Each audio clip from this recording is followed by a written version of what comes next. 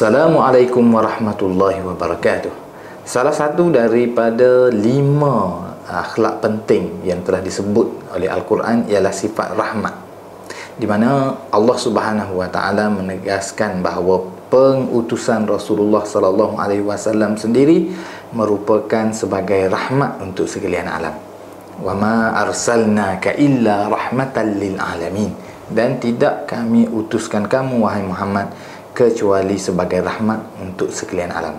Oleh itu seorang muslim mestilah bersifat membawa rahmat kepada seluruh makhluk Allah Subhanahu wa taala, tidak kira sama ada manusia ataupun binatang. Sebab itulah seorang muslim bersifat rahmat, sehingga ketika dia mahu menyembelih binatang yang mahu dimakan, yang tidak dimakan, dia menyembelihnya dengan penuh rahmat. Kemudian seorang muslim dituntut untuk bersifat rahmat kepada manusia, tidak kira sama ada manusia itu Islam ataupun bukan Islam.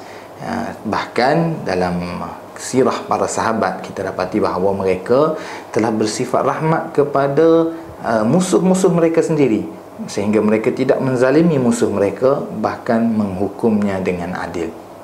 Seterusnya, sifat rahmat ini sangat penting apabila seorang muslim itu bersifat rahmat juga kepada orang yang berada di bawah, orang yang lebih rendah daripada mereka, iaitu bersifat rahmat kepada orang miskin, bersifat rahmat kepada orang yang lemah, dan bersifat rahmat kepada orang yang memerlukan.